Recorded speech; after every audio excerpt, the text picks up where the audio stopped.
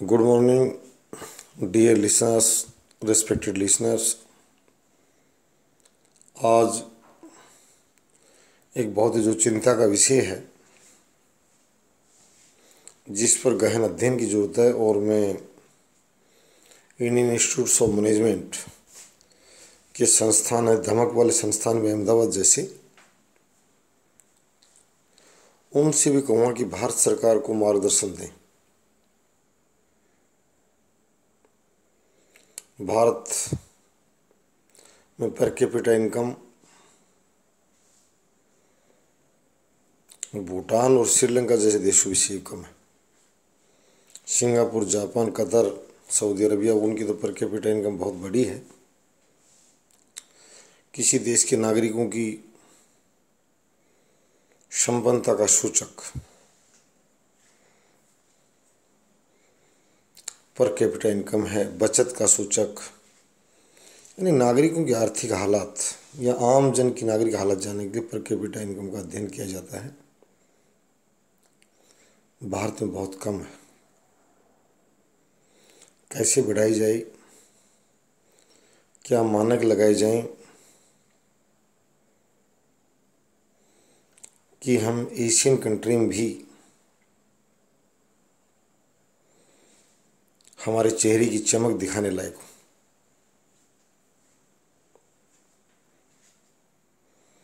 भारतीय संसद से भी मैं कहूँगा, अनर्गल बातों में समय गुजारने के बजाय एक दूसरे को सांस्कृतिक और व्यक्तिगत जीवन नीचा दिखाने के बजाय सदनों में पर कैपिटा इनकम पर चर्चा की जाए। क्यों इस स्तर पर आज तक हम 2022 आ गया है, इतनी नीचे दर्जे की प्रति व्यक्ति आय की हमारी क्यों है, और इतने नीचे पायदान पर क्यों है।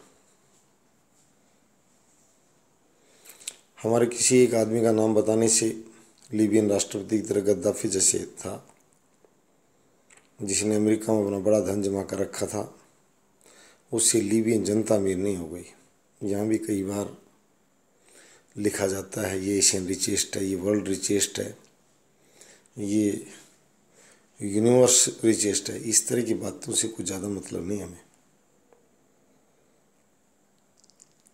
हमें मतलब ये है कि हमारे यहाँ के नागरिकों की सेहत कैसे सुधरे, नागरिकों का जीवन कैसे सुधरे, और पर कैपिटा इनकम में जो हम बहुत निचले पायदान पर बांग्लादेश, पाकिस्तान और अफगानिस्तान से थोड़े से ऊपर,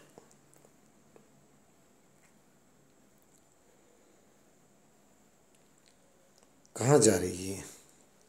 आय बहुत है, सुना जा रहा है सॉफ्टवेयर का महाहब है, एजुकेशन का गढ़ है,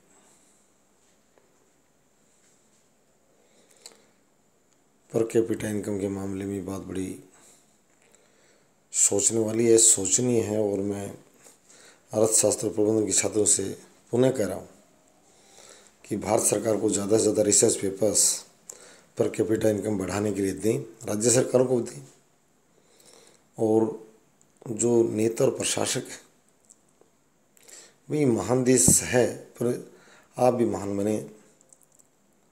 या आक्रांता भी कहते थे कि देश बड़ा सुंदर है, प्रीटी कंट्री, पर प्रीटी गवर्नमेंट बने, एग्जीक्यूटिव बने। या शुक्ला और सेतिया जैसे आईपीएस पैदा ना हो, बहादुर बच्चों को आईपीएस बनने का मौका मिले, फर्जी वर्दियां फाड़ दी जाएं, वो कोई भी हो। या अभी दो आदमी नामजद हुए हैं प्रूफ के साथ, इस तरह की बातें ना चलें। मैं ये बताना चाहता हूँ वित्त मंत्रियों को पर कैपिटा और चर्चा की जाए। राजस्थान, मध्य प्रदेश जैसे राज्य हैं जो संसाधनों से भरे पड़े हैं, उनकी पर कैपिटा इनकम भी हरियाणा जैसे राज्यों से बहुत नीचे है, गर्त में। ये कलमी बादशाह अब भारत में पैदा न हो, जिनके खुद में कोई चरित्र में कोई बौद्धिकता दम ना हो, सिर्फ कलम के दम पर कहते हैं कुत्ते को हम शेर लिखेंगे।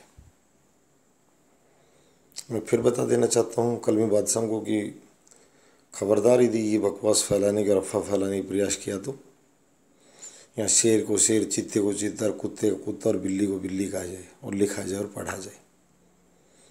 फेक प्रोपेगेंडा फैलाने की ज़रूरत नहीं है। पर कैपिटा इनकम और ऋण और रोजगार जो नौजवान दम तोड़ रहा है, उसे दम नहीं तोड़ने दे, साहस देना है। वही बढ़ाएगा राष्ट्र की आय और प्रति व्यक्ति आय भी बढ़ेगी। जो बुजुर्ग बैठे हैं बेशर्म बनकर, वो युवाओं को मौका दें।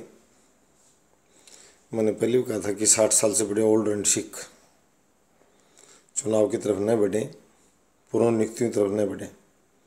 ये मैं विशेष रूप से सभी गवर्नमेंट से कहूँ, इंडिया में जो रीअपॉइंटमेंट की बातें हैं, 60 साल के बाद में ये कहना है कि मैं घर नहीं जाने दूँगा। भैया ये तेरे किसी वजह से अवसर मिल गया तो आप इसका दुरुपयोग नहीं करें। इस कलम का घर जाने दे इसको। 60 वर्ष का हो गया। जो नौजवान पीढ़ी, तेज तर्रार और हौसले से भरे हुए बच्चे,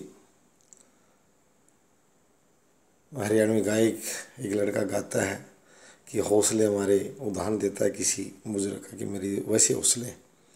तो यहाँ भगत सिंह जी जैसे हौसले वाले, चंद्रशेखर जी आज़ाद और बिस्मिल खान जैसे जो हैं एक से एक हौसलेमंद बच्चे, उनको मौका दीजिए। उन बच्चों की सोच बहुत बड़ी ऊंची है। वो राष्ट्रवाद से भरे हुए हैं, घिनौनी बातों से भरे हुए नहीं हैं। उनके अंदर जज्बा है देश के लिए जीने का और देश के लिए मरने का। धन्यवाद।